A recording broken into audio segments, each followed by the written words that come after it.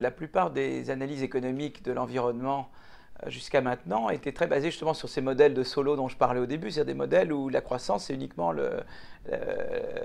l'accumulation de capital. L'accumulation de capital, elle est polluante ou elle utilise des ressources épuisables.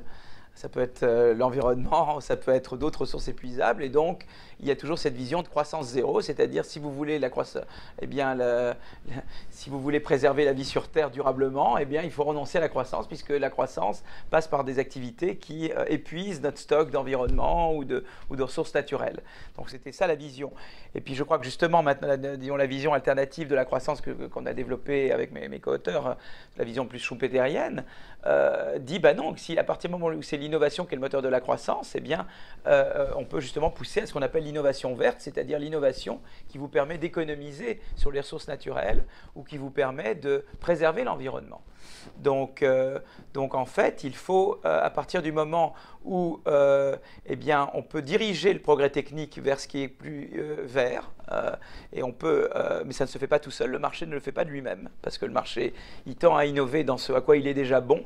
Or, les gens sont déjà très bons dans ce qui utilise eh bien, des énergies fossiles. Et on est moins bon dans ce qui utilise autre chose que l'énergie fossile. Donc l'innovation, pour le moment, si on regarde les brevets ou l'activité d'innovation, c'est essentiellement dans des activités qui utilisent de l'énergie fossile et très peu dans des activités qui vous aident à utiliser d'autres sources d'énergie.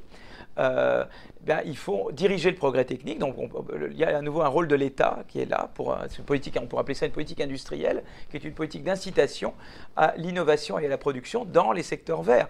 Mais ce qui est intéressant, c'est qu'en faisant ça, on préserve la croissance, puisqu'on ne supprime pas l'innovation qui est la base de la croissance, on redirige l'innovation.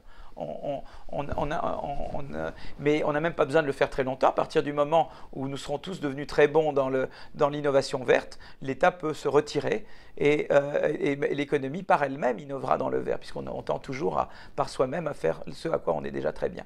Donc, il y a un rôle pour l'État certainement pour rediriger le progrès technique de l'innovation fossile à l'innovation verte, quoi. Et en fait, on peut, et on pense que la taxe carbone, c'est utile, mais il n'y a pas que la taxe carbone, c'est une combinaison de taxe carbone et de subventions à la recherche, à l'innovation verte et à la diffusion du progrès technique. Parce qu'il y a déjà de nouvelles technologies vertes qui ne s'est pas diffusées à des pays qui n'ont pas les moyens, voilà, qui font face à des contraintes de crédit. Les contraintes de crédit les empêchent d'accéder à ces technologies. Il faut pouvoir subventionner eh bien, l'accès de ces pays à ces technologies vertes.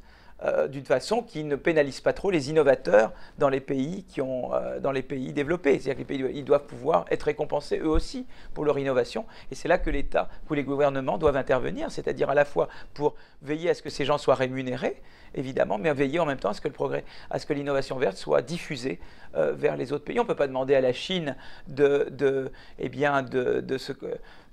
renoncer aux technologies qui utilisent les énergies fossiles si on ne leur donne pas des technologies alternatives. Je veux dire, ils auront raison de dire non, on n'accepte pas. Donc là, il y a tout un champ disons, d'intervention qui, à mon avis, n'a pas été pleinement discuté à Copenhague. Donc selon vous, un marché du carbone tel qu'il est défini par le protocole de Kyoto n'aborde qu'un versant du Voilà, tout à fait, c'est le problème. petit bout de la lorgnette, puisqu'il évacue tout l'aspect subvention à la recherche, subvention à la diffusion technologique, droit de propriété intellectuelle sur les technologies vertes, qui sont des questions fondamentales.